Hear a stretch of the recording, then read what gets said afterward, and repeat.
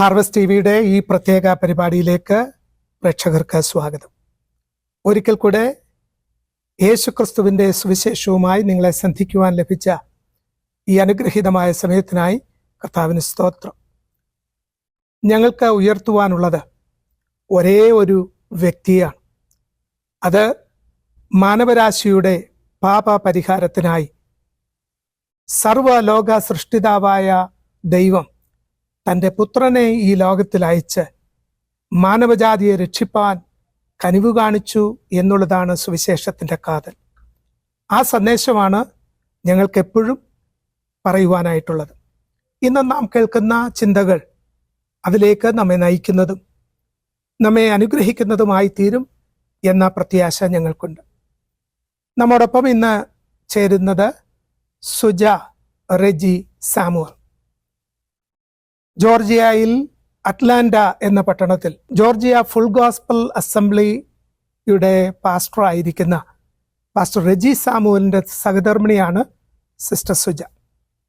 വളരെ അനുഗ്രഹീതയായ ഒരു ദൈവഭൃത്യയാണ് താൻ. നന്നായി തിരുവചനം പ്രസംഗിക്കുകയും പഠിപ്പിക്കുകയും ഒക്കെ ചെയ്യുവാൻ മലയാളികളെ മാത്രമല്ല മറ്റ് ഇതര ഭാഷകളെക്കാരെയും റീച്ച് ഔട്ട് ചെയ്യുവാൻ, അവരോട് സുവിശേഷം പങ്കിടുവാനൊക്കെ ദൈവം അവരുടെ ജീവിതത്തിൽ നൽകിയിരിക്കുന്ന ദർശനത്തിനായി കർത്താവിന് സ്തോത്രം ചെയ്യുന്നു. തൻ്റെ ജീവിതാനുഭവങ്ങളിലേക്കുള്ള ഒരു തിരിഞ്ഞുനോട്ടമാണ് നമ്മുടെ ഇന്നത്തെ പരിപാടിയുടെ കാതൽ. ഹാർവസ്റ്റ് ടിവിയിലേക്ക് സ്വാഗതം.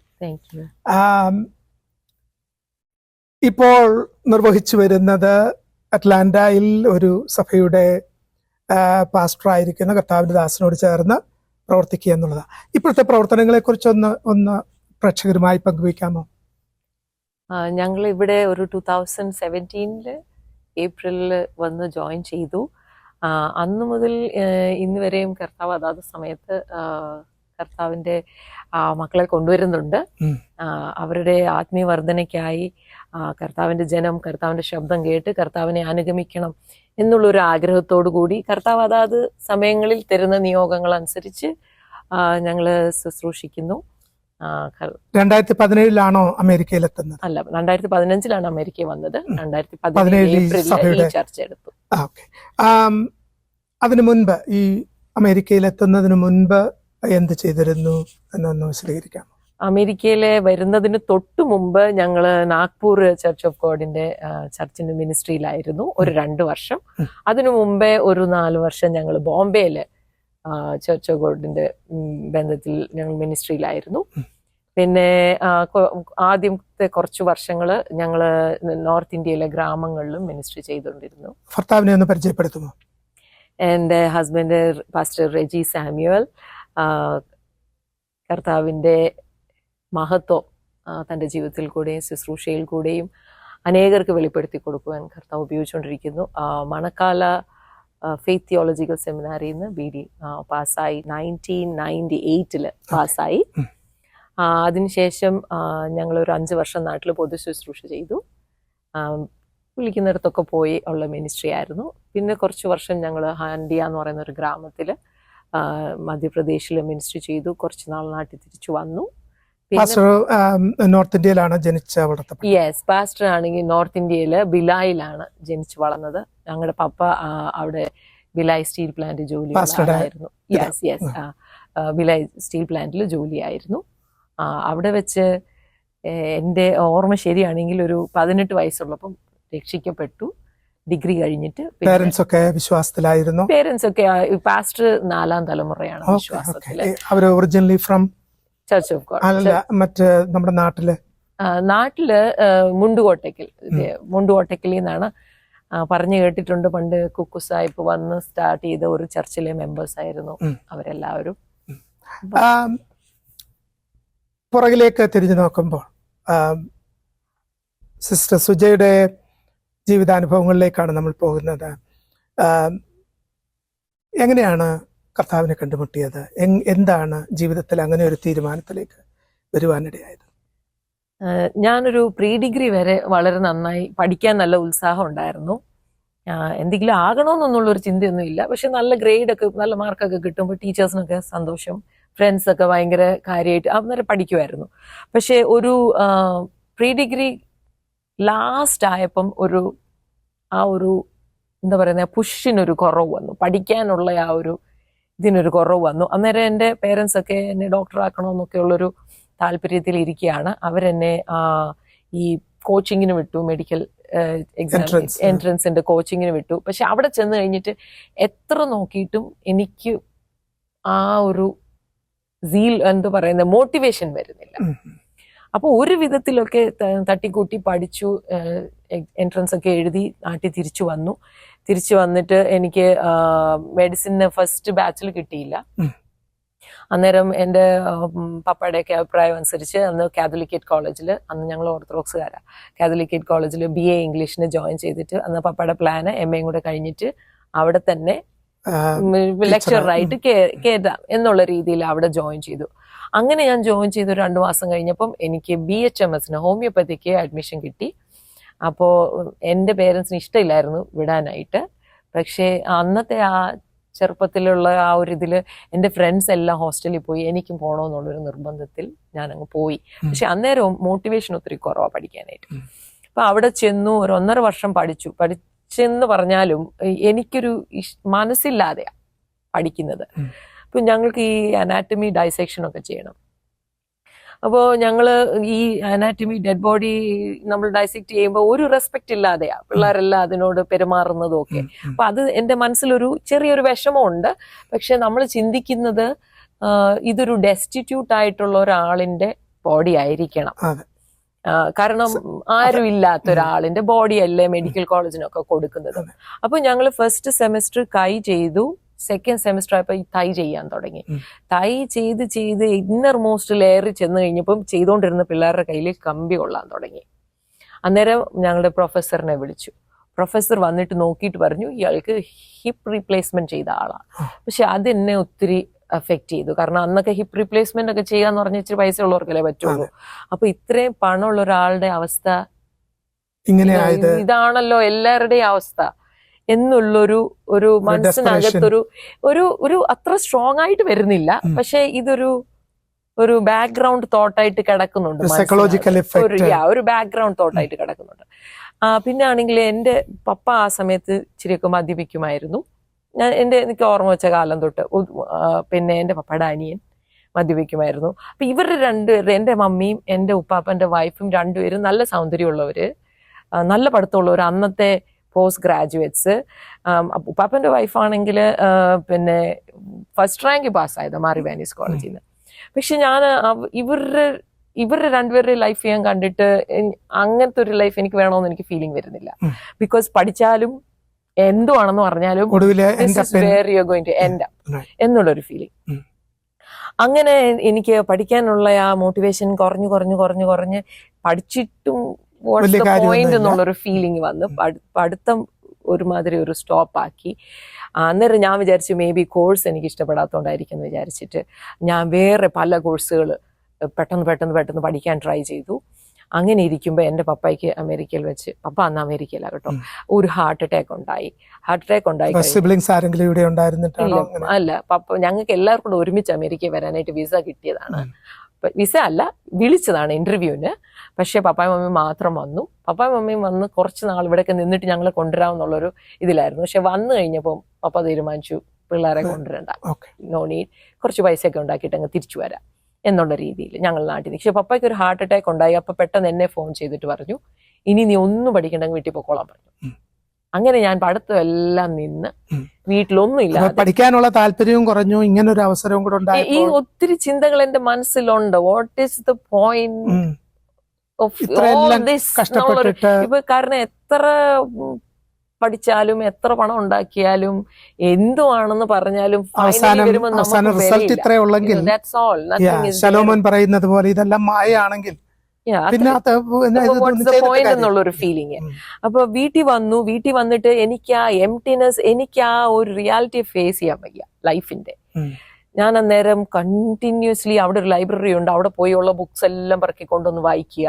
പിന്നെ രാവിലെ തൊട്ട് വൈകിട്ട് വരെ അന്ന് ഈ ഡൽഹി ദൂരദർശൻ മാത്രമേ ഉള്ളൂ, ഈ കൃഷി ദർശൻ പോലും കുത്തിയിരുന്ന് അങ്ങ് കാണും, അത് ക്രിക്കറ്റ് കാണും, ഇങ്ങനെ എല്ലാ കാര്യങ്ങളും ഇങ്ങനെ കണ്ട് അങ്ങനെ ഇരിക്കുമ്പോഴാണ് ഞാൻ അന്നത്തെ ഒരു മൂവി ആക്ട്രസ് ഉണ്ടായിരുന്നു എന്റെ പ്രായമുള്ളത്. അപ്പൊ ഞാൻ ചിന്തിച്ചിട്ടുണ്ട്, ഞാൻ എന്റെ മനസ്സിനകത്ത് അതൊരു ഐഡിയൽ ലൈഫാണ് എന്നുള്ളൊരു ഫീലിങ്, ഞാൻ പേര് പറയാൻ ആഗ്രഹിക്കുന്നില്ല, ഒരു ഐഡിയൽ ലൈഫ് എനിക്ക് തോന്നി. നല്ല ചെറുപ്പം, ഒരു 19 വയസ്സൊക്കെ ഉള്ളൂ, ഭയങ്കര ഫേമസ്, പണമുണ്ട്, ഇഷ്ടമുള്ള ആളിനെ കല്യാണം കഴിച്ചു, അങ്ങനെയൊക്കെ ഞാൻ ചിന്തിച്ചിരുന്ന ഒരാൾ. ഒരു ദിവസം ന്യൂസ് കേട്ടോണ്ടിരുന്നപ്പം ആ ആക്ട്രസ് ഈ ഫ്ലാറ്റിന്റെ വിൻഡോസ് ഇല്ലെന്ന് താഴെ വീണ് മരിച്ചു എന്നൊരു ന്യൂസ്. അപ്പൊ അതും കൂടി കേട്ട് കഴിഞ്ഞപ്പോ ഞാൻ വിചാരിച്ചു, okay, I M done, I M done. ഇത് ഇപ്പൊ എന്തോ ചെയ്തെന്ന് പറഞ്ഞാലും സംവെയർ അലോങ് ദ വേ നമ്മളൊരു മീനിങ്ലെസ് വാക്യൂമിൽ ചെന്നെത്തും എന്നുള്ളൊരു ഫീലിംഗ് എന്റെ. ഞാനിങ്ങനെ ഇപ്പം ഞാൻ ആ വേർഡ്സ് പറയുന്നുണ്ടെങ്കിൽ എനിക്ക് അന്ന് ഇത് പറയാൻ അറിയത്തില്ലെങ്കിലും എന്റെ മനസ്സിനകത്തൊരു വല്ലാത്തൊരു ഇത്. അപ്പോ എന്റെ മമ്മിയൊക്കെ അങ്ങ് ആകെ വറീഡായി, കാരണം പെങ്കൊച്ചല്ലേ എന്തു ചെയ്യും. അങ്ങനെ ഇരിക്കുമ്പം ഞങ്ങളുടെ കുമ്പഴ മൈലപ്രയിൽ എന്ന് പറയുന്ന സ്ഥലത്ത് ഒരു പള്ളിയുണ്ട്, ദേറ പള്ളി. അച്ഛന്മാരും പിന്നെ ചെമ്മാച്ചന്മാരെല്ലാം കൂടെ അവിടെ താമസിച്ചിട്ട് തന്നെ ഉള്ളൊരു പള്ളിയാണ്. അപ്പം അവിടെ ഈ ധ്യാന പ്രസംഗങ്ങളൊക്കെ നടക്കും. അന്നേരം എൻ്റെ മമ്മി എന്നോട് പറഞ്ഞു, മോളെ, അപ്പൊ അവിടെ കയറുമ്പോൾ ഇച്ചിരി പ്രോബ്ലംസ് ഒക്കെ ഉള്ളവരെല്ലാം അവിടെ പോകും. മമ്മി എന്നോട് പറഞ്ഞു, മോളെ അവിടെ പാം നമുക്ക്. അപ്പോ അത് ഭയങ്കര ഒരു എന്താ പറയുക, റിബല്യസ് നേച്ചറാ. അപ്പൊ ഞാൻ മമ്മിയോട് പറഞ്ഞു, ഞാൻ ഒറ്റ പ്രാവശ്യം വരും, എനിക്ക് ഇഷ്ടപ്പെട്ടില്ലെങ്കിൽ പിന്നെ മേലാനെ വിളിച്ചേക്കരുത്, അങ്ങനെ പറഞ്ഞു. മമ്മി പറഞ്ഞു, ശരി മോളെ. അന്നേരം മമ്മി അന്ന് രക്ഷിക്കപ്പെട്ടിട്ടൊന്നും ഇല്ല, പക്ഷെ എന്തോ ഒരു സ്പാർക്ക് ഉണ്ടാകത്ത്. അപ്പൊ മമ്മി എന്നെ കൊണ്ടുപോയി. മമ്മി CSIയിലാ വളർന്നത് ഒരു സമയത്ത്. അപ്പൊ മമ്മിക്ക് അത്രയ്ക്ക് കുറച്ചൊക്കെ അറിയാം കർത്താവിനെ കുറിച്ച്, രക്ഷയെ കുറിച്ചൊക്കെ. അപ്പൊ അവിടെ ചെന്നു.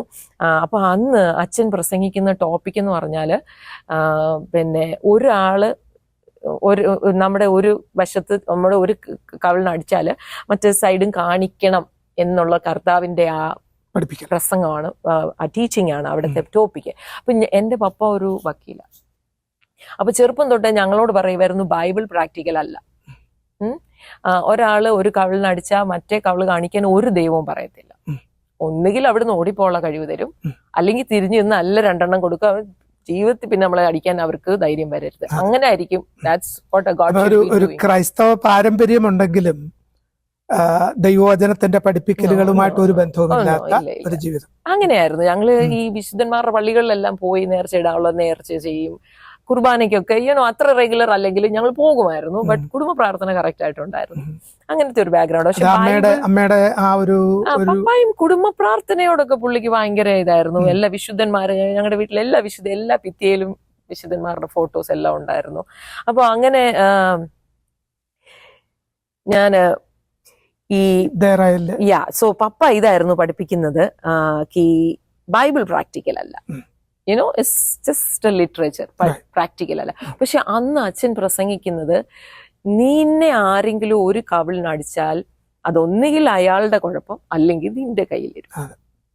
പക്ഷെ ഈ കർത്താവ് ഇങ്ങനെ പറഞ്ഞല്ലോ മറ്റേ കവിളും കൂടെ കാണിക്കാൻ എന്ന് പറഞ്ഞിട്ട് നീ അവിടെ നിന്ന് മറ്റേ കവിള് കാണിച്ചു കൊടുത്താൽ ആ വിഷയത്തിൽ കർത്താവ് നിന്റെ ഉത്തരവാദിത്തം ഏറ്റെടുക്കും. അപ്പൊ അച്ഛൻ പ്രസംഗിച്ചത് ഇതാണ്, ഏത് വിഷയത്തിൽ നീ യേശുവിന്റെ വചനം അനുസരിക്കുന്നോ ആ വിഷയത്തിൽ യേശു നിന്റെ ഉത്തരവാദിയാണ്. But as long as you don't obey, is not responsible for you in that matter. Right? അതാണ് അന്ന് പഠിപ്പിച്ചത്. അപ്പൊ എനിക്കിത് കേട്ടപ്പോ എനിക്കങ്ങ് ഭയങ്കര ഇൻട്രസ്റ്റ് ആയി. ചെറുപ്പത്തിലെ തൊട്ട് നമ്മൾ കർത്താവിനെ കുറിച്ച് കേൾക്കുന്നു, മൂവി കണ്ടിട്ടുണ്ട്, കർത്താവിനെ കുറിച്ച് നല്ലൊരാളാണെന്ന് അറിയാം. പക്ഷെ എന്റെ ലൈഫുമായിട്ട് പേഴ്സണലി എങ്ങനെ കണക്ട് ആവും ഒരു ബന്ധവും ഇല്ല. നമ്മൾ എല്ലാ വിശുദ്ധന്മാരോടും പ്രാർത്ഥിക്കുന്ന കൂട്ടത്തിൽ കർത്താവിനോടും കൂടെ പ്രാർത്ഥിക്കും എന്നുള്ളതല്ലാതെ അങ്ങനെ പ്രത്യേകിച്ച് ബന്ധമൊന്നുമില്ല. ഈ ലോട്ടറി എടുക്കുന്നത് പോലെ അതുപോലെ അത്രേ ഉള്ളൂ. അപ്പൊ എനിക്കിത് കേട്ട ഭയങ്കര ഇൻട്രസ്റ്റ് തോന്നി. ഞാൻ അന്നൊട്ട് ബൈബിൾ പഠിക്കാൻ തുടങ്ങി. അവിടെ വെള്ളിയാഴ്ചയും ഞായറാഴ്ചയും ധ്യാന പ്രസംഗമുണ്ട്. അപ്പൊ ഞാൻ വെള്ളിയാഴ്ച ഞായറാഴ്ചയും അവിടെ പോകാൻ തുടങ്ങി. ഞങ്ങളുടെ എന്താ പറയുന്നത്, ഇടവക പള്ളി വിട്ടിട്ട് ഞാൻ അവിടെ പോകാൻ തുടങ്ങി. അവിടെ കുർബാനയും കാര്യങ്ങളും ഒക്കെ, അവിടെ എന്നും കുർബാനയുണ്ട്. അപ്പൊ കുറച്ച് കഴിഞ്ഞപ്പം എന്നും കുർബാനയ്ക്ക് പോകാൻ തുടങ്ങി. എന്നും പോകുക, എന്നും അച്ഛൻ്റെ അടുത്ത് കൗൺസിലിങ്ങിന് ചെല്ലുക. അപ്പോൾ ആദ്യമായിട്ട് മമ്മി എന്നെ അവിടെ കൊണ്ട് ചെല്ലുമ്പോൾ മമ്മി പറഞ്ഞു ഇങ്ങനെയൊക്കെയാ വിഷയങ്ങൾ. അപ്പോൾ അച്ഛൻ കുറച്ച് വാക്യങ്ങൾ ഇങ്ങനെ ഒരു പേപ്പറിനകത്ത് എഴുതി തന്നു, കുറിപ്പെഴുതുന്നു, മരുന്നിന് കുറിപ്പെഴുതുന്ന പോലെ എഴുതി തന്നു. അപ്പോൾ എന്നോടൊരു ചോദ്യം ചോദിച്ചു, മോക്ക് രക്ഷയുടെ സന്തോഷമുണ്ടോ? അപ്പോൾ ഞാൻ പറഞ്ഞു അതെന്ത് സാധനം ഈ രക്ഷയുടെ സന്തോഷം. അന്നേരം പുള്ളിക്കാരനാണെങ്കിൽ എനിക്ക് കുറേ വാക്യങ്ങൾ എഴുതി തന്നു. എനിക്കാണെങ്കിൽ ബൈബിളിനോട് ഒരു വചനത്തിനോടൊരു ആപ്പറ്റായിട്ട് അങ്ങനെ ഡെവലപ്പ് ആക്കുന്നുണ്ടോ. മിനിസ്ട്രി എന്ന് പറഞ്ഞാൽ നമ്മൾ കേട്ടിട്ട് അങ്ങ് പോകുമല്ലോ. ജനത്തിന് ഒരു ആപ്പറ്റൈറ്റ് ഉണ്ടാകണം. നമ്മുടെ മിനിസ്ട്രി സക്സസ്ഫുൾ ആണെങ്കിൽ അവർ തന്നെ പോയി പഠിക്കും. റൈറ്റ്. അപ്പോൾ എനിക്ക് വീട്ടിൽ പോയി ഞാനങ്ങ് നോട്ടൊക്കെ എഴുതി വെച്ച് ഭയങ്കര പഠിത്തം അങ്ങ് തുടങ്ങി. ബുക്ക് കണക്കിന് എഴുതി തെള്ളുക, നോട്ട്സൊക്കെ എഴുതി ഞാൻ ഓർഡറിൽ മത്തായി സുവിശേഷം. അപ്പോൾ അച്ഛൻ എനിക്ക് യെശയ്യാ പ്രവാചകന്റെ പുസ്തകം വായിക്കാൻ തന്നത് ആദ്യം. അപ്പൊ ഞാൻ യെശയ്യാ പ്രവാചകന്റെ പുസ്തകമാണ് ആദ്യമായിട്ട് വായിക്കുന്നത്. അപ്പോൾ ഒരു പ്രാവശ്യം കൗൺസിലിംഗ് ചെല്ലുമ്പോൾ എന്റെ മമ്മി പറഞ്ഞു എന്തായാലും പഠിക്കും. ഈ അച്ഛന് ഒരു കുറെ നന്നായിട്ട് അറിയാവുന്ന ആളാണ്, ഭയങ്കരമായിട്ട് അറിയാവുന്ന. അല്ലെങ്കിൽ സാധാരണഗതിയിൽ ഞാനും എന്റെയും സെയിം ബാക്ക്ഗ്രൗണ്ട് ആണ്.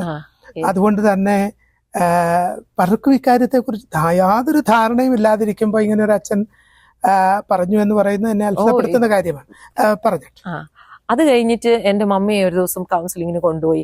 എന്നിട്ട് അച്ഛനോട് പറഞ്ഞു എന്തേലും ഇവള് പഠിക്കുന്നൊന്നുമില്ല, ഇവളെ നമുക്ക് കെട്ടിച്ചു വിടാം, അച്ഛൻ അതിനെ കുറിച്ചൊന്ന് പ്രാർത്ഥിക്കാൻ പറഞ്ഞു. അന്നേരം അച്ഛന് ഐസയ്യ 12 എടുത്ത് എനിക്ക് വായിക്കാൻ തന്നിട്ട് പറഞ്ഞു അതിനകത്ത് ഈ ജീവന്റെ ഉറവയിൽ നിന്ന്, നിത്യജീവന്റെ ഉറവയിൽ നിന്ന് വെള്ളം കോരുന്ന ഒരു ഭാഗമുണ്ട്. അങ്ങനെ നീ കോരി കൊടുത്തോണ്ടിരിക്കുമ്പോൾ നിന്നെ കല്യാണം കഴിക്കാൻ ഒരാൾ വരും എന്ന് പറഞ്ഞു. എനിക്കൊന്നും മനസ്സിലാകുന്നില്ല. ഞാനത് കേട്ടിട്ട് വീട്ടിൽ വന്നു. പിന്നെയും ഭയങ്കരമായിട്ട് ബൈബിൾ പഠിത്തവും. അപ്പൊ ഞാൻ ഈ ബൈബിൾ വായിക്കുന്ന അതിനോട് കോറിലേറ്റഡ് ആയിട്ട് സ്വപ്നം കാണാൻ തുടങ്ങി. കർത്താവ് ഇങ്ങനെ ഓരോ സ്വപ്നങ്ങളിൽ കൂടെ എന്നോട്, അതിൻ്റെയൊക്കെ അർത്ഥം ഇപ്പോഴും എനിക്ക് കുറച്ച് വെളിപ്പെട്ട് വരുന്നതേ ഉള്ളൂ, കാണാൻ തുടങ്ങി. അതിനുശേഷം എൻ്റെ ബ്രദർ സ്പെഷ്യൽ നീഡ്സാണ്. അപ്പം അവന് ഞങ്ങള് ഈ സ്പീച്ച് തെറാപ്പി കൊടുക്കാൻ വേണ്ടി ഞങ്ങളെല്ലാവരും കൂടെ കണ്ണൂർ പോയി. ഞങ്ങളുടെ നാട്ടിൽ വെച്ച് ഞാൻ സ്നാനപ്പെടുക, ഞാൻ ബന്ധുക്കോസ് ചർച്ചിൽ പോവുക എന്നൊക്കെ പറഞ്ഞാൽ അത് ടോട്ടലി അത് നടക്കാൻ ഒക്കത്തില്ല. കാരണം മൊത്തം നമ്മുടെ വീട്ടുകാരാ ചുറ്റിനും, നമ്മളെ അറിയാവുന്നവരാ മൊത്തം ആൾക്കാരും. കാരണം എനിക്ക് ഒളിച്ചോ പാത്തോ ഒന്നും പോകാനൊക്കത്തില്ല. അപ്പൊ എനിവേ ദൈവം അങ്ങനെ വഴി ഒരുക്കി കണ്ണൂർ പോയി. കണ്ണൂർ അങ്ങനെ സ്നാനപ്പെടണമെന്നൊക്കെയുള്ള ഇപ്പൊ ഞാൻ ഈ പറയുന്ന സമയത്ത് ഇല്ല. പക്ഷെ ഞാൻ ഈ ബൈബിൾ വായിക്കുമ്പോ സ്നാനം എന്നുള്ള ഭാഗം വരുമ്പോ ഞാൻ ഇങ്ങനെ അതിനെ അങ്ങ് ജമ്പ് ചെയ്ത് അപ്പുറത്തോട്ട് പോകും. അവിടെ ഞാൻ അങ്ങ് കവർ ചെയ്ത് അങ്ങ് പോകും. അപ്പൊ ഞാന് കണ്ണൂർ വന്നിട്ട് അവിടെ അടുത്തുള്ളത് ഒരു മർത്തോമ പള്ളിയായിരുന്നു. ഞങ്ങൾ അവിടെ പോയി. അപ്പൊ അവിടെ പോയപ്പോ എനിക്ക് ഈ സ്നാനത്തെ പറ്റിയുള്ള ഭാഗം വായിക്കുമ്പോൾ എന്റെ മനസ്സിനകത്തൊരു ഭയങ്കര ഒരു പ്രയാസം. അപ്പോൾ ഞാൻ വിചാരിച്ചു അവിടെ നിന്നൊരു ക്യാമ്പസ് സ്കൂൾ സൈഡിലെ ഒരു സ്റ്റാഫ്, ഹസ്ബൻഡും വൈഫും ഉണ്ട്. അവർ മർത്തോമ ചർച്ചിലാണ് വരുന്നത്. അപ്പൊ ഞാൻ അവരുടെ അടുത്ത് നിന്ന് ചോദിച്ചു സ്നാനപ്പെടണോ സ്വർഗത്തിപ്പാന്. എന്റെ വിചാരം ഇവര് സ്നാനപ്പെടണ്ടെന്ന് പറയുമെന്ന. കാരണം ഇവര് മർത്തോമക്കാരല്ലേ, മർത്തോമ പള്ളി വരുന്നവരാണ്, വേണ്ടാന്ന് പറയും. അത് കേട്ടിട്ട് സമാധാനമായിട്ട് പോകാൻ വേണ്ടിയാണ് ഞാൻ ചോദിക്കുന്നത്. അപ്പോൾ പുള്ളി എന്നോട് പറഞ്ഞു മോളെ ഒരാളെ കാണിച്ചു തരാം, ഒരു പാസ്റ്ററിന്റെ അടുത്ത് ഞാൻ കൊണ്ടുപോകാം, പുള്ളി സ്നാനപ്പെടുത്തുമെന്ന് പറഞ്ഞു. അപ്പൊ പുള്ളിക്കാരൻ സ്നാനപ്പെടണമെന്ന് പറഞ്ഞു കഴിഞ്ഞപ്പോ എനിക്ക് പിന്നെ ഓൾറെഡി ഞാൻ ഹാഫ് കൺവിൻസ്ഡ് ആണ് സ്നാനപ്പെടണം.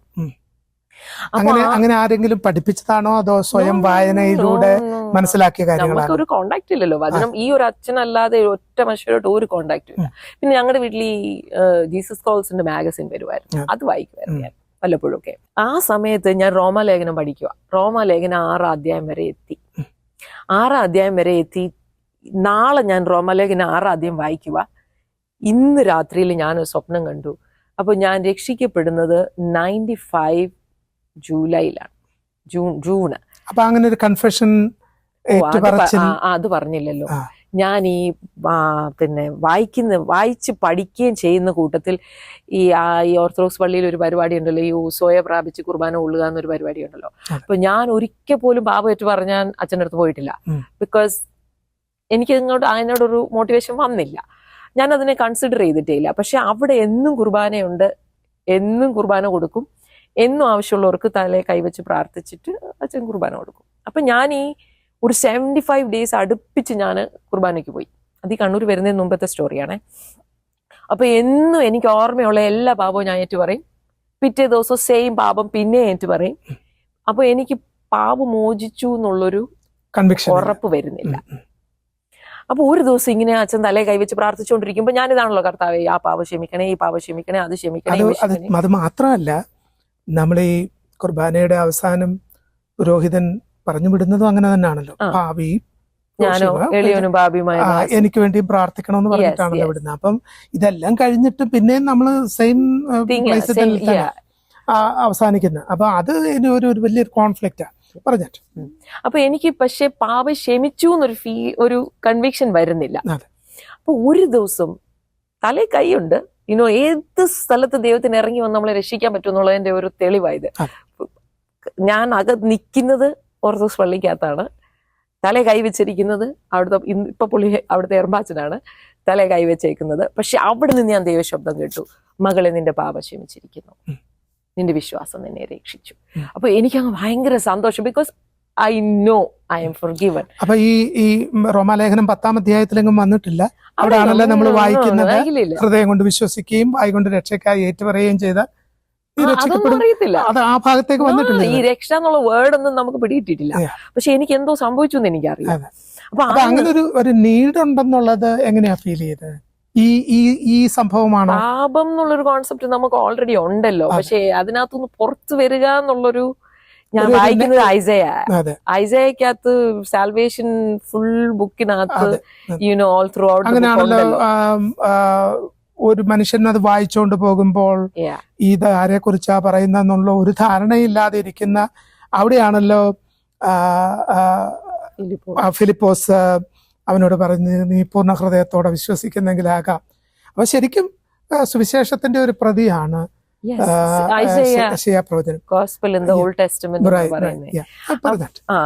അപ്പോ അന്നേരം നമുക്കിതൊക്കെ കേൾക്കുമ്പം ഒത്തിരി കോൺട്രഡിക്ഷൻസ് വി ഫീൽ. പക്ഷെ ദൈവം ഗോഡ് ഈസ് വർക്കിംഗ് എവരിവെയർ എന്നുള്ള ഒരു ഫീലിംഗ് എനിക്ക്. അപ്പൊ ഞാൻ കുർബാന അങ്ങനെയാണല്ലോ വായിക്കുന്നത്, രക്ഷയ്ക്കായി കാംക്ഷിക്കുന്നവനെ ഞാൻ അതിലാക്കും. അപ്പൊ ഞാൻ അവിടെ പിന്നെ കുർബാന കഴിഞ്ഞിട്ട് എന്നും കൗൺസിലിംഗ് ഉണ്ട്.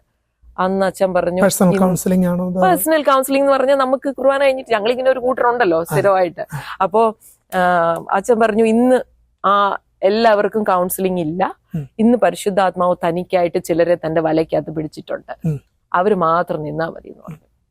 അപ്പൊ ഞാൻ ഇപ്പുറത്ത് നിപ്പുണ്ട്, സഹോദരന്മാരുടെ സൈഡിൽ ഒരു വേറൊരാള്, പുള്ളിക്കാരൻ അച്ഛനായി, ഞാൻ ഇവിടെ ഇപ്പുറത്ത് നിപ്പുണ്ട്.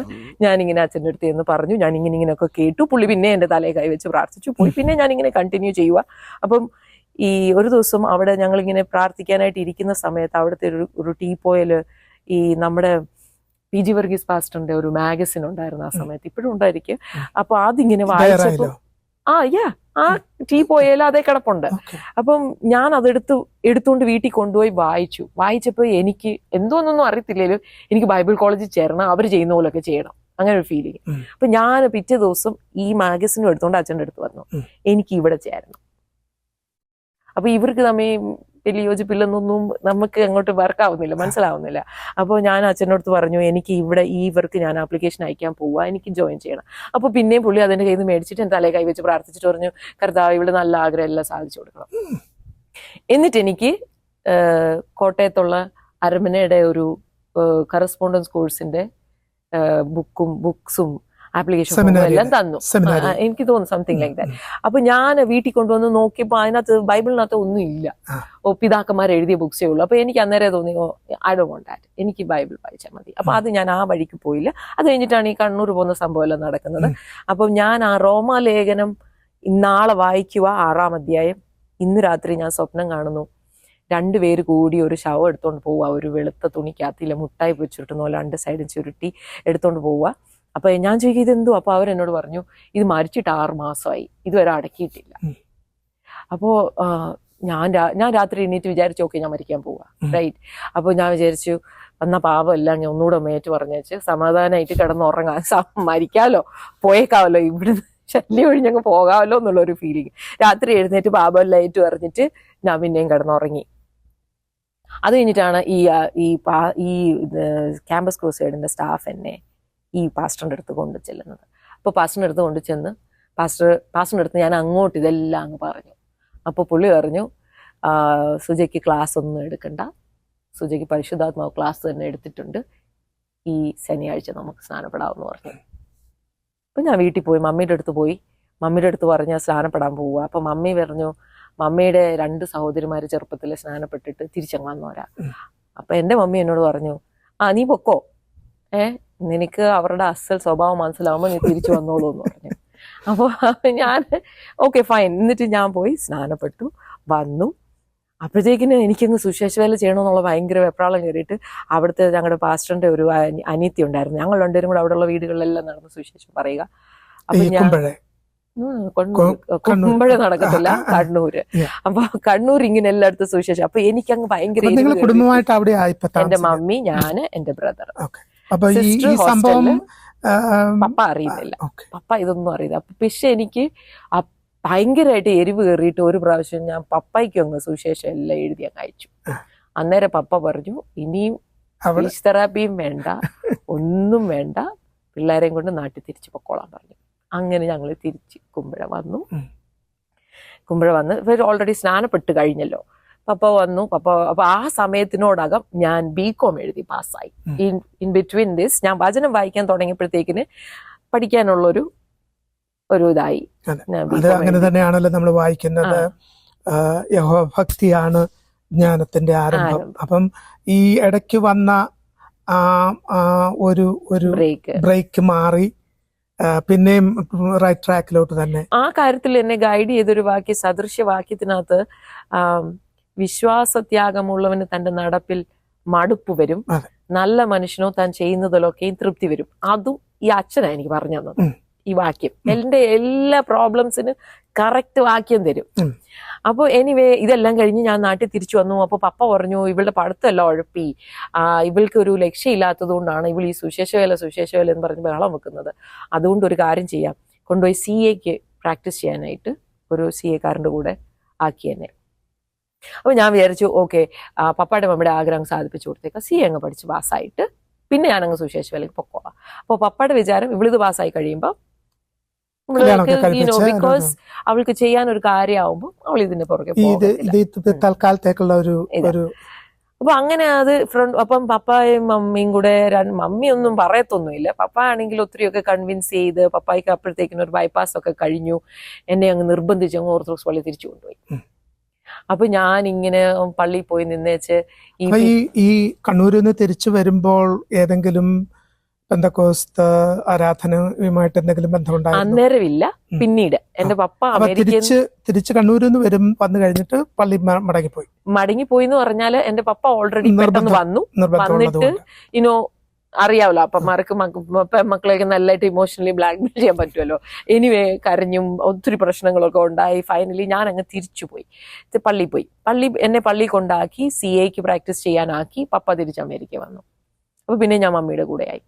അപ്പോ ഈ കുറച്ച് ദിവസം അപ്പൊ ഞാൻ ഈ പള്ളിയിൽ ചെന്നാ പിറ്റിയ ചാരി നിന്ന്, എന്റെ കർത്താവെ എങ്ങനെയെങ്കിലും എന്നെ ഇതിനകത്തൊന്നൊന്ന് പുറത്തു കൊണ്ടുപോകും, എങ്ങനെ പ്ലീസ് ഡു സംതിങ്, എന്നെ ഒന്ന് രക്ഷിക്കും, ഇങ്ങനെ പ്രാർത്ഥിക്കും. കുറച്ച് നാൾ കഴിഞ്ഞ് ഈ രക്ഷിക്കപ്പെടുന്നതിന് മുമ്പേ എനിക്ക് ഈ മരിച്ചുപോയവരെ ഭയങ്കര പേടിയാട്ടോ.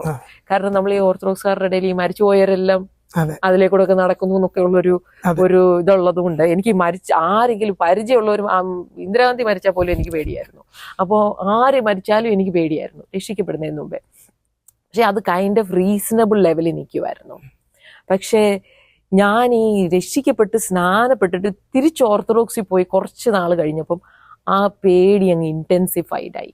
അപ്പൊ ഒരു പ്രാവശ്യം മമ്മി എങ്ങാണ്ട് പോയി, കറണ്ടും അങ്ങ് പോയി, അവിടെ എങ്ങാണ്ട് ഒരു മടലേതാണ്ട് താഴെ വീട്ടു. ഞാനങ്ങ് ഭയങ്കരമായിട്ട് അങ്ങ് പേടിച്ച് ആ സിറ്റ് ഔട്ടിലൊരു മൂലയിൽ ഇങ്ങനെ വിറച്ച് നിൽക്കുക. അപ്പോൾ എൻ്റെ മമ്മി തിരിച്ചു വന്നപ്പോൾ ഞാനിങ്ങനെ പേടിച്ച് അവിടെ നിൽക്കുക. അപ്പം മമ്മി എന്നോട് പറഞ്ഞു, എൻ്റെ മോളെ ഏത് ബന്ധുക്കോസ് ചർച്ച് വെച്ച് ആണെങ്കിലും നീ അങ്ങ് പൊക്കോ, നീ ഓർത്തഡോക്സുകാരിയായിട്ട് ഇവിടെ ഭ്രാന്തിയായിട്ട് നിൽക്കുന്നേ കാട്ടിൽ നല്ലത് നീ എവിടാന്ന് വെച്ചാൽ പൊക്കോളാൻ പറഞ്ഞു. അപ്പൊ ഞാൻ പിന്നെയും പ്രാർത്ഥിക്കാൻ തുടങ്ങി, ദൈവമേ എന്നെ ഒരു ചർച്ചിൽ എത്തിക്കണം. അങ്ങനെ ഒരു ദിവസം ബസ്സിൽ ട്രാവൽ ചെയ്യുമ്പോൾ ഒരു കൊച്ചു ആവരണമൊന്നും ഇല്ലാതെ എൻ്റെ അടുത്തിരുന്നു. അപ്പൊ ഞാൻ പറഞ്ഞു, എനിക്ക് ചർച്ചിൽ പോകണം, എവിടെ ചർച്ചുള്ളതെന്ന് പറഞ്ഞു. അപ്പൊ ഞാൻ ആവരണം കിട്ടിയിട്ടുണ്ട് സ്നാനപ്പെട്ടെന്ന് പറഞ്ഞാലും. അപ്പോൾ ഈ കൊച്ച് പറഞ്ഞു, സൺഡേ ഞാൻ നിങ്ങളുടെ വീടിന്റെ വാതിൽക്ക് കൂടെ വരാം, നമുക്ക് പോകാം. അങ്ങനെ പത്തനംതിട്ട AG ചർച്ചിൽ പോയി. അപ്പൊ ഞാൻ ഈ ചെല്ലുമ്പോൾ ആഭരണം എല്ലാം ഇട്ടല്ലേ ചെല്ലുന്നത്. അപ്പൊ പാസ്റ്ററിന് ബുദ്ധിയിൽ ഞാൻ രക്ഷിക്കപ്പെടാത്ത ഒരാളാണ്. പക്ഷെ പാസ്റ്ററിന്റെ പ്രസംഗം ഫുൾ അങ്ങ് മാറിപ്പോയി.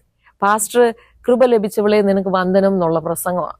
ശരി. അപ്പോ ഇത് കേൾക്കുകയും ഞാൻ ഇത്രയും നാളും ചർച്ചിൽ നിന്ന് മാറി നിന്നേച്ച് പോവല്ലേ, അപ്പോൾ ഞാനും കാര്യം എനിക്കങ്ങ് സഹിക്കാൻ വയ്യ, അതുപോലെ എനിക്കങ്ങ് അപ്പൊ ഈ പാസ്റ്റർ പ്രസംഗിച്ചെല്ലാം കഴിഞ്ഞിട്ട് പിന്നെ സാക്ഷ്യം പറയാൻ പറഞ്ഞപ്പോൾ ഞാനിങ്ങനെ സ്നാനപ്പെട്ടതൊക്കെ. അപ്പൊ പാസ്റ്റർ പറയുക ഞാൻ ബലം പിടിച്ച് വേറെ പ്രസംഗിക്കാൻ നോക്കിയിട്ട് പറ്റുന്നില്ല ഇത്. സോ എനിക്ക് ഒന്നുകൂടെ കൺഫർമേഷനായി അത് എന്റെ തോന്നൽ മാത്രമല്ലായിരുന്നു. എനിവേ അങ്ങനെ ഞാൻ ചർച്ചിൽ പോകാൻ തുടങ്ങി. പിന്നെയും പപ്പ വന്നു. ദിസ് ടൈം ഫോർ ഗുഡാ വരുന്നത്.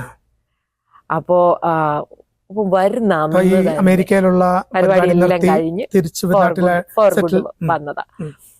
അപ്പൊ എനിക്ക് തോന്നി പപ്പ വന്നു കഴിഞ്ഞാല് കഴിഞ്ഞ പ്രാവശ്യത്തെ കൂട്ട് എന്നെ നിർബന്ധിച്ച് ചാക്കിടാൻ സമ്മതിക്കരുത്, അതിനു മുമ്പേ ഞാൻ അങ്ങോട്ടങ്ങ്. അപ്പൊ പപ്പ ആണെങ്കിൽ കുടിക്കുന്ന ആളായിരുന്നു. വന്നിട്ട് കുടിയെല്ലാം നിർത്തിയിട്ട് വരുക. അത് ഈ എന്തെങ്കിലും രോഗാവസ്ഥയുമായിട്ട് ബന്ധപ്പെട്ട ഉള്ള തീരുമാനമായിരുന്നോ അതോ നന്നാവാന്നുള്ളൊരു ചിന്തയില്? ഇത്രേ ഉള്ളൂ. അപ്പം വന്നിട്ട് പപ്പ വന്നു, കുളിച്ചു, കഴിച്ചില്ല. അതിനു മുമ്പേ കുടുംബ പ്രാർത്ഥന കഴിഞ്ഞപ്പം ഞാനൊരു 4-5 പേജിൽ എൻ്റെ സാക്ഷ്യം എഴുതി എനിക്ക് സുവിശേഷ വേല ചെയ്യണം എന്ന്. അപ്പോഴത്തേക്ക് സുവിശേഷ വേലയെ കുറിച്ചൊക്കെ ദൈവനോട് ഇടപെടാൻ തുടങ്ങി, സ്വപ്നങ്ങളൊക്കെ കാണാൻ തുടങ്ങി. എല്ലാം കൂടെ പറയാൻ സമയമില്ലല്ലോ. അപ്പോൾ പപ്പ അത് വായിച്ചു. അയ്യോ ഞാൻ വീട്ടിൽ ഭയങ്കര ബഹളമായിരുന്നു കുറേ നാളത്തേക്കിന്. പിന്നെ എന്നോട് പോകണ്ടെന്ന് പറഞ്ഞു. ഞാൻ ആഭരണം എല്ലാം. അപ്പം പപ്പായും മമ്മിയും സൺഡേ പള്ളിയിൽ പോയി. ഞാൻ അന്നേരം പപ്പ എന്നോട് ആദ്യം പറഞ്ഞു നീ സൺഡേ മാത്രം പോകും. അപ്പോൾ സൺഡേ പാസ്റ്റർ എന്നെ ബ്രെയിൻ വാഷ് ചെയ്യും, മൺഡേ തൊട്ട് സാറ്റർഡേ വരെ പപ്പ ബ്രെയിൻ വാഷ് ചെയ്യും. സോ പപ്പ സക്സീഡ് ആവുമല്ലോ എന്നുള്ള കണക്കൂട്ടലിൽ വിട്ടു. അപ്പൊ ഞാൻ ഓഫ് കോഴ്സ് പപ്പായോണ്ട് അപ്പനല്ലേ. അപ്പോ പപ്പ ഞാൻ വിചാരിച്ച അങ്ങനെ പോയാൽ പറ്റത്തില്ലല്ലോ. അപ്പൊ ഞാൻ ഓരോ പ്രാവശ്യം ചർച്ചിൽ പോകുമ്പോ ഓരോ ആഭരണം വെച്ച് വരും. ഒരു വളയൊരി, പിന്നെ ലാസ്റ്റ് കമ്മല് മാത്രമുണ്ട്. അപ്പം കമ്മൽ ഊരി കഴിഞ്ഞപ്പോഴാണ് വീട്ടിൽ പ്രശ്നമായി. ബാക്കിയെല്ലാം ഞാൻ ആഭരണം, മാലയും വളയെല്ലാം ഊരിയപ്പോൾ ആർക്കും ഒരു കുഴപ്പമില്ല. ഫൈനലി അപ്പോൾ എനിക്കങ്ങ് അതിൻ്റെ ഇടയ്ക്ക് ഞാൻ ഈ പ്രാക്ടീസ് ചെയ്യാൻ പോകുന്ന കൂട്ടത്തിൽ ആഫ്റ്റർ 1.5 years അവരെനിക്കൊരു ഒരു ടാസ്ക് തന്നു. ടാസ്ക് എന്ന് പറഞ്ഞാൽ ഫൈനൽ അക്കൗണ്ട് ആദ്യം തന്നിട്ട് ഡെയിലി അക്കൗണ്ട് നമ്മൾ ഉണ്ടാക്കുക. സാധാരണ നമുക്ക് ഡെയിലി അക്കൗണ്ട് തന്നിട്ട് നമ്മൾ ഫൈനൽ അക്കൗണ്ട് ഉണ്ടാക്കുക. ഇത് ഫൈനൽ അക്കൗണ്ട് ആദ്യം തന്നിട്ട് നമ്മൾ ഫാബ്രിക്കേറ്റ് ചെയ്യുക. അപ്പോ ഇത് എടുത്തപ്പോൾ എനിക്ക് തന്നപ്പോൾ എനിക്ക് വലിയ വിഷമമൊന്നും തോന്നിയില്ല, ഞാൻ ചെയ്യുക. അപ്പൊ അങ്ങനെ ഇരിക്കുമ്പോൾ എൻ്റെ കൂടെ ഒരു ബന്ധുക്കോസുകാരി കൊച്ചുണ്ട്. ഞങ്ങൾ രണ്ടുപേരും കൂടി ഇങ്ങനെ പോസ്റ്റർ കണ്ട് ഒരു പാസ്റ്ററിന്റെ പ്രസംഗം, നമ്മുടെ സുരേഷ് ബാബു പാസ്റ്ററിന്റെ പ്രസംഗം കോഴഞ്ചേരി നടക്കുക. ഞങ്ങൾ രണ്ടുപേരും കൂടെ വീട്ടിൽ പറയാതെ അവിടെ പോയി. അവിടെ ചെന്നപ്പം അപ്പൊ എൻ്റെ ചിന്ത മുഴുവനും ഞാൻ CA പ്രാക്ടീസ് കഴിഞ്ഞിട്ട് പാസ്സായി കഴിഞ്ഞിട്ട് സുവിശേഷ വേല ചെയ്യും.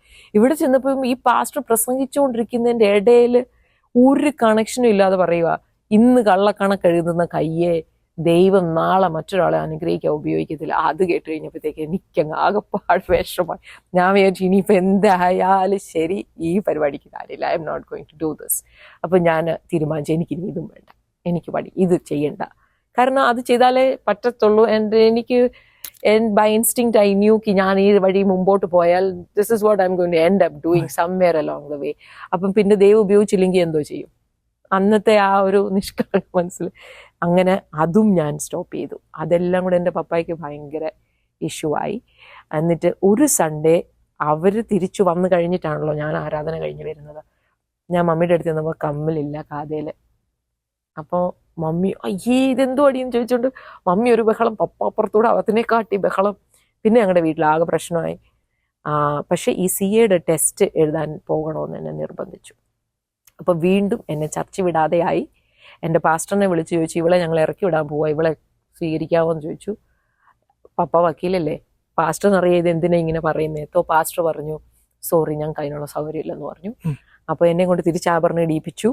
എന്നിട്ട് ഞങ്ങൾ പറയുന്ന പോലെ ഇനി ജീവിക്കണം, പോയി CAക്ക് ടെസ്റ്റ് എഴുതിക്കൊള്ളാൻ പറഞ്ഞു. ഞാൻ കോട്ടയത്ത് ടെസ്റ്റ് എഴുതാൻ പോയി. കോട്ടയത്താണല്ലോ CAയുടെ ടെസ്റ്റ്, ഇന്റർമീഡിയറ്റിന്റെ ടെസ്റ്റ് എഴുതാൻ പോയി. അപ്പോൾ എന്നോട് പറഞ്ഞു ഒറ്റ പെന്തക്കോസ്ത് ചർച്ചിൽ പോയേക്കരുത്. അപ്പോൾ അവിടെ ഉള്ള ഒരു ക്യാമ്പസ് ക്രൂസൈഡ് സ്റ്റാഫിനെ ചട്ടം കെട്ടി എന്നെ CSI പള്ളിയിൽ കൊണ്ടുപോകാൻ. അപ്പം അവർക്ക് CSI വേണമെങ്കിൽ കെട്ടിക്കാവുന്നുള്ളൊരു ചിന്തയുണ്ട്.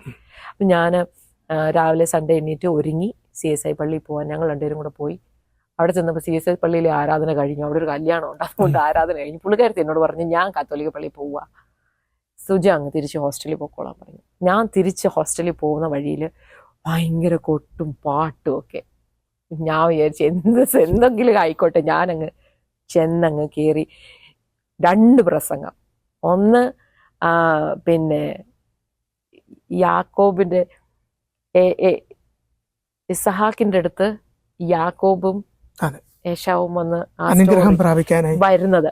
അപ്പൊ പറഞ്ഞു, നീ നിന്റെ പിതാവിന്റെ അടുക്കൽ വരുമ്പോൾ വയലിന്റെ മണം ആഗ്രഹിക്കുന്നു പിതാവ്. അപ്പൊ എനിക്കറിയത്തില്ല, ഫട്ടാക്സിന്റെ മനസ്സിലായി, ദൈവം എനിക്ക് വഴി തുറക്കാൻ പോവാ. അത് കഴിഞ്ഞിട്ട് ലാസ്റ്റിലത്തെ പ്രസംഗം, അന്നൊക്കെ 2 പ്രസംഗം ഉണ്ടല്ലോ. ലാസ്റ്റിലത്തെ പ്രസംഗം മറിയ കല്ലറുടെ വാതിക്ക വന്നപ്പം കല്ലുരുട്ടി. അപ്പം ആ പാസ്റ്റർ പ്രസംഗിക്കുക, നിനക്ക് സ്വാതന്ത്ര്യം ഇല്ലാത്തപ്പോ തന്നെ നീ സുശേഷ വേല ചെയ്യാൻ യു ട്രൈ റൈറ്റ്. അപ്പം എനിക്ക് വേറെ എങ്ങും പോയി പറയാൻ ഒക്കാത്തോണ്ട് ഞാൻ ഈ ടെലിഫോൺ ഡയറക്ടറി എടുത്തു വെച്ച് അഡ്രസ്സ് കണ്ടുപിടിച്ച് വെച്ച് ഞാൻ സുശേഷം എഴുതി ലെറ്റർ അയക്കും ആൾക്കാർക്ക്. ഫ്രം അഡ്രസ് വെക്കത്തില്ല. അപ്പൊ പുള്ളി ഇങ്ങനെ പറഞ്ഞു, എനിക്ക് മനസ്സിലായി ഞാൻ പരീക്ഷ കഴിഞ്ഞ് വീട്ടിൽ ചെല്ലുമ്പോൾ സംഭവം ക്ലിയർ ആയിരിക്കും. എന്തോ എൻ്റെ ഉള്ളിൻ്റെ ഉള്ളിൽ. ഞാൻ പരീക്ഷ കഴിഞ്ഞ് വീട്ടിൽ പോയി. വീട്ടിൽ ചെന്നപ്പം പപ്പാവണെ ഒരു ശകലം വെളിയില്ലാതെ കുടിച്ചങ്ങേറ്റം പറ്റി അവിടെ കിടക്കുക, സങ്കടം സഹിക്കാൻ വയ്യാതെ. അപ്പൊ മമ്മി എന്നോട് പറഞ്ഞു, മോളെ അനങ്ങാതെ അപ്പുറത്തെ ബെഡ്റൂമിൽ പോയി ഉറങ്ങിക്കോളാൻ പറഞ്ഞു, നിന്റെ ശബ്ദം പപ്പ കേൾക്കണ്ടെന്ന് പറഞ്ഞു. കാരണം അപ്പോഴത്തേക്ക് ആൾക്കാരെല്ലാം കൂടെ എൻ്റെ പപ്പായെ ഒത്തിരി അങ്ങ് ഇത് ചെയ്ത് അവളെ കൊണ്ടുപോയി സൈക്യാട്രിസ്റ്റിനെ കാണിക്കുകയെ ഇതാന്നൊക്കെ പറഞ്ഞ് ഇത്തിരി പ്രശ്നം ഉണ്ടാക്കി നമ്മുടെ വീട്ടുകാരും നാട്ടുകാരെല്ലാം കൂടെ. അന്നേരത്തേക്കിന് രാത്രി വെളുപ്പിനെ 3 മണിയായപ്പോൾ പപ്പ വന്ന് എന്നെ വിളിച്ചുണർത്തി എന്നെ സോഫയിൽ കൊണ്ടിരുത്തിയിട്ട് പറഞ്ഞു, you have to take a decision. ഒന്നുകിൽ ഓർത്തഡോക്സുകാരിയായിട്ട് എൻ്റെ കൂടെ ജീവിക്കുക, അല്ലെങ്കിൽ പെന്തകോസുകാരിയായിട്ട് വീട്ടിൽ നിന്ന് ഇറങ്ങി പൊക്കോളുക. നിനക്ക് ഞാൻ 1 മാസത്തെ സമയം തരാം. 1 മാസത്തിനകം എയ്തർ ചേഞ്ച് യുവർ മൈൻഡ് അല്ലെങ്കിൽ വീട്ടിൽ നിന്ന് ഇറങ്ങിക്കോളാം പറഞ്ഞു. എനിക്കില്ല ദൂത് കിടക്കുന്നത് കൊണ്ട് എനിക്ക് ധൈര്യമുണ്ട്. അതുമല്ല, കർത്താവ് ഒരിക്കൽ ഞാനിങ്ങനെ എൻ്റെ പപ്പ ഇതുപോലെ കരഞ്ഞ് എൻ്റെ കാലെ വീണ് കിടന്നങ്ങ് കരയുക, കള്ളു കുടിച്ചിട്ട്, മോളെ വാടി തിരിച്ചു വാടി എന്ന് പറഞ്ഞിട്ട്. അപ്പൊ ഞാൻ എൻ്റെ ഹൃദയത്തിൽ പറഞ്ഞു, ദൈവമേ ഇനി എനിക്ക് സഹിക്കാൻ വയ്യ, നരകത്തിൽ പോയാലും വേണ്ടിയല്ല, I am going to listen to my, എൻ്റെ പപ്പായെ ഞാൻ കേൾക്കാൻ പോവുക. അപ്പൊ പെട്ടെന്ന് പരിശുദ്ധാത്മാവ് എന്നോട് പറഞ്ഞു, നീ ഇപ്പൊ മോറിയ മല കയറിക്കൊണ്ടിരിക്കുക, നിന്റെ വീട്ടുകാരെ നീ യാഗപീഠത്തിന്റെ മേൽ വെച്ചോ, നിത്യജീവനോട് ഞാൻ തിരിച്ചു തരും. അപ്പൊ എനിക്ക് ഭയങ്കര ധൈര്യമായി കേട്ടോ. പപ്പ എൻ്റെ കാലയിൽ ഇങ്ങനെ വീണ് കിടന്ന് കാരണം ഞാൻ എൻ്റെ മനസ്സിനകത്ത് no I am not going back എന്നുള്ളൊരു തീരുമാനം എടുത്തോണ്ട് പപ്പ ചാടി എണ്ണീറ്റിട്ട് പറഞ്ഞു, അത്രയ്ക്ക് അഹങ്കാരമാണോ? അപ്പൊ അതെനിക്ക് പിടിച്ചിരിക്കാൻ പറ്റും, പക്ഷെ ഈ കരച്ചിലൊന്നും നമുക്ക് പിടിച്ചിരിക്കാൻ പറ്റില്ലല്ലോ. അപ്പോൾ അത്രയ്ക്ക് അഹങ്കാരമാണ്. അന്ന് പൊടി എവിടെന്ന് വെച്ചാൽ നീ പൊക്കോ എന്ന് പറഞ്ഞു. അന്നേരം എൻ്റെ മറ്റേ പാസ്റ്ററിന്റെ പെങ്ങള് OME വർക്ക് ചെയ്തുകൊണ്ടിരിക്കുക. ഞാൻ അവൾക്കൊരു ലെറ്റർ എഴുതി, ഇങ്ങനെയൊക്കെയാ സംഭവം, ഓപ്പറേഷൻ മൊബിലൈസേഷൻ. അപ്പോൾ പുള്ളിക്കാരത്തി എനിക്ക് ആപ്ലിക്കേഷൻ ഫോം അയച്ചു തന്നു. ഞാൻ ആപ്ലിക്കേഷൻ ഫോം ഫിൽ ചെയ്തു. അവർ പറഞ്ഞു ഡിസംബർ 3-ാം തീയതി അങ്ങ് ചെന്നേക്കാൻ പറഞ്ഞു. എറണാകുളത്തു നിന്ന് ഇത് സെക്കൻഡറാബാദിലാണ്. എൻ്റെ 1 മാസം ഫുൾ അറിയാമല്ലോ എന്തൊക്കെയായിരിക്കും വീട്ടിൽ നടക്കുന്നത്. നമ്മുടെ സ്വന്തക്കാര്, വീട്ടുകാര് എല്ലാരും വന്ന് കണ്ണിച്ചോരയില്ലാത്തവള്, എന്തെല്ലാം പറയാൻ പറ്റുമോ അതെല്ലാം പറഞ്ഞു. ആ സമയത്തെല്ലാം എനിക്ക് ഒത്തിരി വചനമൊന്നും അറിയില്ല. മുമ്പ് എനിക്ക് വചനമൊന്നും ഒത്തിരി അറിയില്ല. പോകുന്നു എന്നുള്ള തീരുമാനം എങ്ങനെയാ പപ്പായും മമ്മിയൊക്കെ എടുത്തത്? പപ്പായും മമ്മിയെ എടുത്തതെന്ന് മനസ്സായോ അപ്പോഴത്തേക്ക്? അവർക്ക് ഞാൻ തിരിച്ചു വരണമെന്നുണ്ട് ഓർത്തഡോക്സിലോട്ട്, പക്ഷെ പെന്തക്കോസ്തുകാരിയായിട്ട് വീട്ടിൽ നിർത്താൻ പറ്റത്തില്ല. അപ്പോ കാരണം മമ്മി പറയുന്നത് ഞാൻ അവിടെ നിന്നാല് കുടുംബം മുഴുവനും മൊത്തം കൂടെ അങ്ങ് ഇല്ലാതെയാവും, നീയോ ഇങ്ങനായി, ഇനി ബാക്കിയും കൂടെ നശിക്കും. സിബ്ലിങ്സ് എത്ര പേരുണ്ട്? ഒരു അനിയത്തിയുണ്ട്, ഒരു ബ്രദറുണ്ട്. അനിയത്തി ആ സമയത്ത് കോയമ്പത്തൂർ BBAക്ക് പഠിച്ചുകൊണ്ടിരിക്കുക.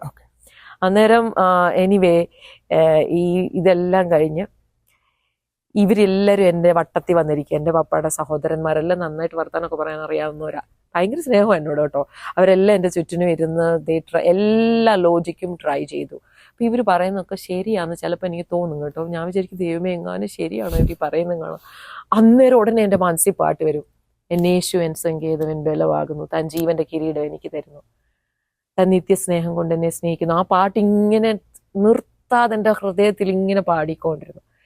അങ്ങനെ എൻ്റെ പപ്പ എന്നെ ഡിസംബർ 1-ാം തീയതി 97 ഡിസംബർ 1-ാം തീയതി എറണാകുളത്ത് പോയ വഴി മുഴുവൻ കരഞ്ഞു. പപ്പ കൊണ്ട് ട്രെയിനെ കയറ്റിയിരുത്തി ആ ജനലിൽ കൂടെ കൈയിട്ട് പറഞ്ഞു, മോളെ തിരിച്ചു വാ, തിരിച്ചു വാന്ന് പറയുന്നത് എവിടോട്ടാ, ഓർത്തഡോക്സിലോട്ട് തിരിച്ചു വാന്ന്.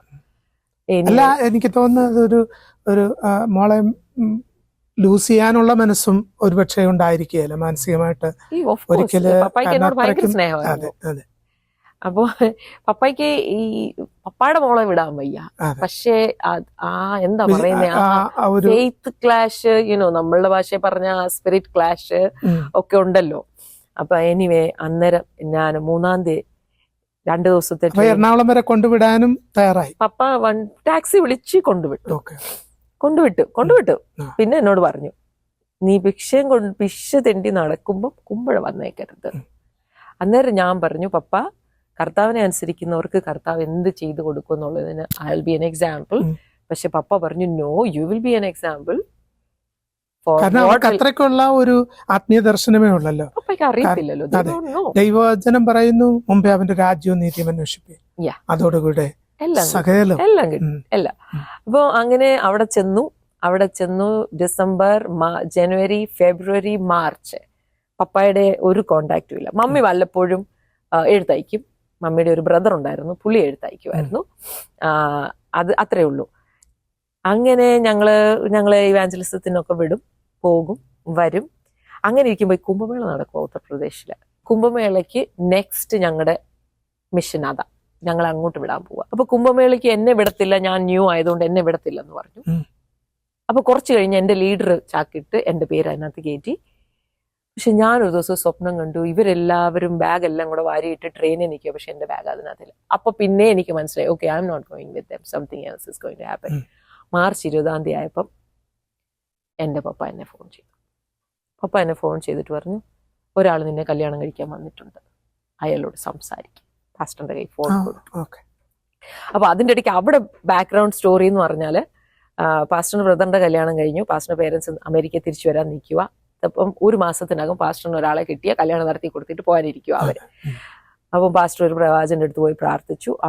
ആ പ്രവാചകൻ പറഞ്ഞു, ഇന്ന ഷേപ്പിലുള്ള ഒരു പെണ്ണുണ്ട്, ഇന്നതാ സ്റ്റോറി, അത് വരുമ്പോൾ കല്യാണം യെസ് പറഞ്ഞ് കല്യാണം നടത്തിക്കോളാൻ പറഞ്ഞു. അങ്ങനെ ഇരിക്കുമ്പം എൻ്റെ പാപ്പായുടെ അനിയന്റെ വൈഫ് പഠിപ്പിക്കുന്ന സ്കൂളിൽ പാസ്റ്ററിന്റെ കസിൻസ് പഠിക്കുന്നുണ്ട്.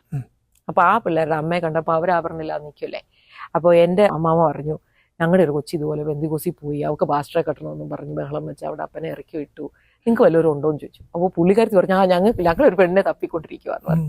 അങ്ങനെ ഇവർ തമ്മിൽ കണക്റ്റായി സ്റ്റോറി എല്ലാം ഒത്തു. ആദ്യം പപ്പായും വീട്ടുകാരെല്ലാം കൂടെ വന്നു. ഞങ്ങളുടെ വീട്ടിൽ ഞാനില്ലല്ലോ, ഞാൻ പോയേക്കോല്ലേ. പിന്നെ പിറ്റേ ദിവസം പാസ്റ്റർ വന്നിട്ട് ഫോട്ടോ മേടിച്ച് നോക്കി. പിറ്റേ ദിവസമല്ല, മാർച്ച് 20th പാസ്റ്ററിന്റെ ബർത്ത്ഡേയാ. ഫോട്ടോ മേടിച്ച് നോക്കിയപ്പോൾ പ്രവാചകൻ പറഞ്ഞ ആളാ. അങ്ങ് പാസ്റ്റർ പറഞ്ഞു, നിങ്ങളൊരു കാര്യം ചെയ്യും, പെണ്ണെങ്കിൽ വിളിക്കും, ഞാൻ കെട്ടിക്കോളാമെന്ന് പറഞ്ഞു. ഞങ്ങൾ തമ്മിൽ കാണുന്നില്ല. അങ്ങനെ എന്നെ ഫോൺ ചെയ്തു. എനിക്ക് പിന്നെ അവർ ടിക്കറ്റ് എടുത്ത് തിരിച്ചയച്ചു. OML ഇങ്ങനെ ഒരു കാര്യത്തിന് വേണ്ടിയാണെന്ന് പറഞ്ഞാണോ? അവര് കല്യാണത്തിന് വേണ്ടി അവർ പറഞ്ഞ പോക്കോ നിനക്ക് ഭാവി ഉണ്ടാവുമല്ലോ, നീ പോയിക്കോന്നു. അവര് ഒത്തിരി എനിക്ക് എന്റെ ഫൗണ്ടേഷനകത്ത് അവരുടെ കോൺട്രിബ്യൂഷൻ ഒത്തിരി സ്ട്രോങ് ആണ്. സോ അങ്ങനെ ഞാനും ഓപ്പറേഷൻ മൊബിലൈസേഷനുമായിട്ട് ഇൻഫോർമൽ ആയിട്ടൊരു റിലേഷൻ ഉണ്ടായിരുന്നു. ഡ്യൂലോസ് വന്നപ്പോ അത് കുറച്ച് നാള് സെർവ് ചെയ്തിട്ടുണ്ട്. എറണാകുളത്തെ ബേസിലുണ്ടായിരുന്ന എല്ലാരും, അവരുടെ ടോപ്പ് ലീഡർഷിപ്പ് എല്ലാരും മായിട്ട് എനിക്ക് കണക്ഷൻസ് ഉണ്ടായിരുന്നു. നമ്മുടെ അവിടെ തിരുവല്ലയിലെ എപ്പോഴെങ്കിലും ഗേൾസ് ടീം വരുമ്പോൾ ഞങ്ങളായിരുന്നു ടേക്ക് കെയർ ചെയ്തത്. അപ്പൊ അതുകൊണ്ട് വളരെ ക്ലോസ് അസോസിയേഷൻ നമുക്കുണ്ടായിരുന്നു. അതുകൊണ്ടുകൂടെ ഞാൻ അങ്ങനെ ഒരു ചോദ്യം ചോദിച്ചു. അത് കഴിഞ്ഞ് ഞാൻ തിരിച്ചു വന്നു. 98 ഏപ്രിൽ ഞങ്ങളുടെ കല്യാണം കഴിഞ്ഞു. മാതാപിതാക്കളുടെ ആശീർവാദത്തോടെ. ആശീർവാദം എന്ന് പറഞ്ഞാൽ മമ്മി വാസ് വെരി ഹാപ്പി, കല്യാണം നടന്നല്ലോ, റൈറ്റ്. പക്ഷെ പപ്പ ഹാർട്ട് ബ്രോക്കൺ ആയിരുന്നു. കള്ളു പിടിച്ച് നല്ല സൂപ്പറായിട്ട് ഫിറ്റായിട്ടാ കല്യാണത്തിനൊക്കെ വന്നത്. ഓക്കെ. അപ്പൊ കുറെ വർഷം ഹാർട്ട് ബ്രോക്കൺ ആയിരുന്നു.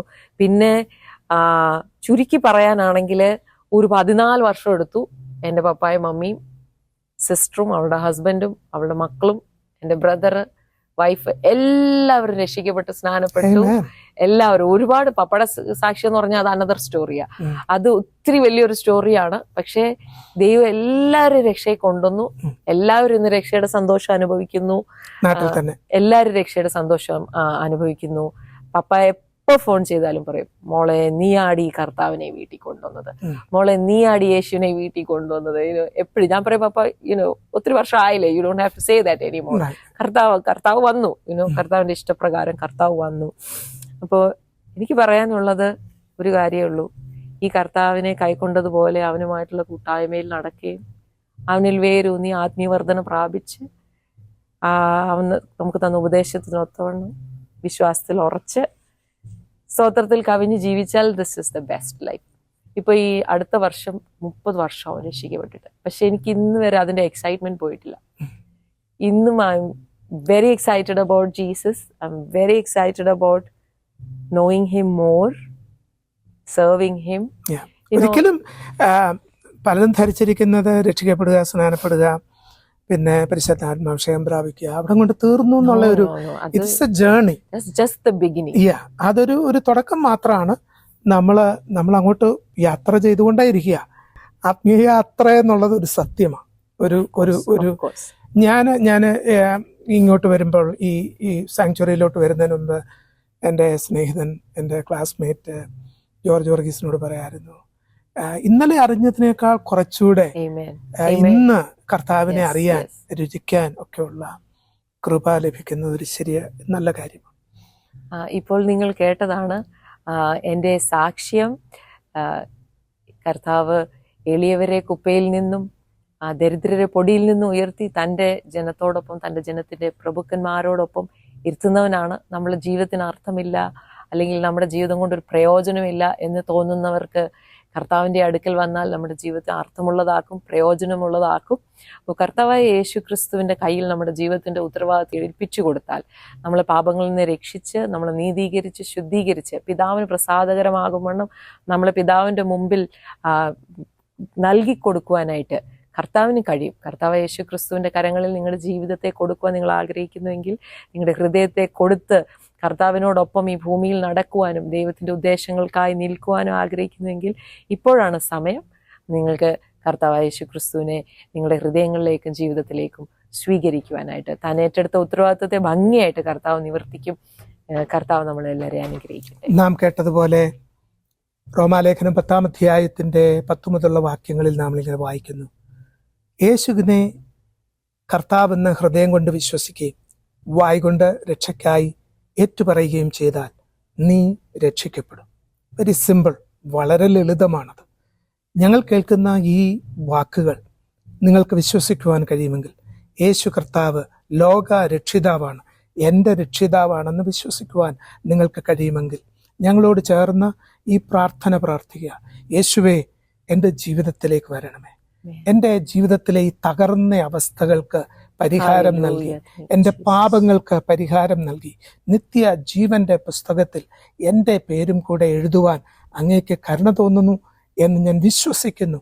എൻ്റെ ഹൃദയത്തിലേക്ക് വരണമേ, എൻ്റെ ജീവിതത്തെ രൂപാന്തരപ്പെടുത്തണമേ, നിത്യ ജീവന്റെ മാർഗത്തിൽ തുടർന്ന് എന്നെ നടത്തുവാൻ അങ്ങ് ശക്തനാണ് എന്ന് ഞാൻ വിശ്വസിച്ച് അവിടുത്തെ ബലമുള്ള കരങ്ങളിൽ എന്നെ സമർപ്പിക്കുന്നു എന്ന വളരെ ലളിതമായ ഒരു പ്രാർത്ഥന മൂലം നിങ്ങൾക്ക് ഒരു ദൈവ പൈതലാകുവാൻ കഴിയും. തിരുവചനത്തിൽ നമ്മൾ ഇങ്ങനെ വായിക്കുന്നു, അവനെ കൈക്കൊണ്ട്, യേശുവിനെ കൈക്കൊണ്ട് അവൻ്റെ നാമത്തിൽ വിശ്വസിക്കുന്ന ഏവർക്കും ദൈവമക്കളാകുവാൻ അവൻ അധികാരം നൽകിയിരിക്കുന്നു. അതിന് സഭാവിഭാഗ വ്യത്യാസമില്ല, വർണ്ണ വ്യത്യാസമില്ല. എല്ലാവരെയും ദൈവത്തിൻ്റെ സൃഷ്ടികളാണ്. എല്ലാ മനുഷ്യരും ദൈവത്തിൻ്റെ ഇമേജിൽ, ദൈവത്തിൻ്റെ അതേ പ്രതിമയായിട്ടാണ് ദൈവം നമ്മെ സൃഷ്ടിച്ചത്. നമുക്കെല്ലാവർക്കും അതിനുള്ള അവകാശമുണ്ട്. ഞങ്ങളെ കേൾക്കുന്ന മാന്യ പ്രേക്ഷകർ കർത്താവിൻ്റെ ഈ സൗജന്യമായ രക്ഷയുടെ വാഗ്ദാനം ജീവിതത്തിൽ ഏറ്റെടുത്ത് നിങ്ങളുടെ ജീവിതത്തെ അർത്ഥപൂർണ്ണമാക്കും എന്ന് ഞങ്ങൾ വിശ്വസിക്കുന്നു. നിങ്ങൾക്ക് വേണ്ടി ഞങ്ങൾ പ്രാർത്ഥിക്കും. നിങ്ങളുടെ ജീവിതത്തിൽ അങ്ങനെ ഒരു തീരുമാനമുണ്ടെങ്കിൽ നിശ്ചയമായിട്ടും നിങ്ങൾക്ക് ഞങ്ങളുമായി ബന്ധപ്പെടുവാൻ കഴിയുന്നതാണ്. ഞങ്ങൾ വേണ്ട നിർദ്ദേശങ്ങൾ തരുവാൻ വളരെ സന്തുഷ്ടരാണ്. ദൈവം നിങ്ങളെ ഈ വചനങ്ങളാൽ അനുഗ്രഹിക്കുമാറാകട്ടെ.